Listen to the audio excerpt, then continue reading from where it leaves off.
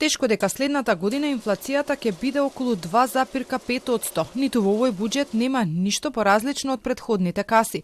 Економистите со првични видувања за тоа како е скроена државната каса за 2026-та. Универзитетскиот професор Ивановски во Вин-Вин истакна дека и следната година предизвик за Народната банка ќе биде ценовната стабилност. Пред се инфлацијата главното жариште го има во домашната економија. Значи и во следната година пред Централната банка остануваат предизвиците за прудентна макроекономска, односно монетарна политика со цел да ја контролира ценовната стабилност во државата. Гувернерот Славевски пред 2 дена истакна дека моменталната инфлација од 4% очекува до крајот на годинава минимално да биде под оваа цифра, а следната целта е да биде и под 3%.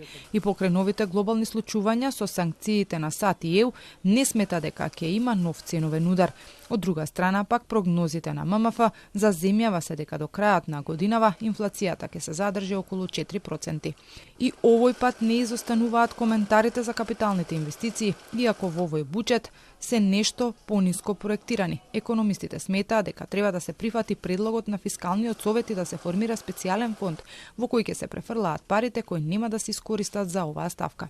Доколку сакаме да направиме пресврт, според мене, препораката која даде уште минатата година Фискалниот совет е вистинската. Откажете се од прераспределба од тоа што... Нормално и дефинитивно тие пари во ред не стигнавте да ги потрошите. Научете се како, меѓутоа не може да одат за друго, туку мора да оди во тоа. Генералната оценка на економистите е дека и овој, како и претходните години, станува збор за социјален буџет. Пред 2 дена владата ја усвои државната каса за идната година. Планот е во 2026-та да се потрошат рекордни 6,7 милиарди евра, а да се соберат 6,1 милиарда евра.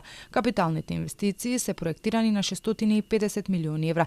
Инфлацијата се предвидува да биде 2,5%, растот 3,8%, а дефицитот 3,5% од БДП. Но главниот предизвик следната година ќе биде враќањето на долгото од евроврзницата. Токму поради ова планот е да има нови задолжувања кои може да надминат и 1 милиарда евра. Иако буџетот за следната година е скроен, министерката за финансии Кочовска не откри колку ќе изнесува јавниот долг, кој заклучно со третиот квартал е над 58% од бруто домашниот производ.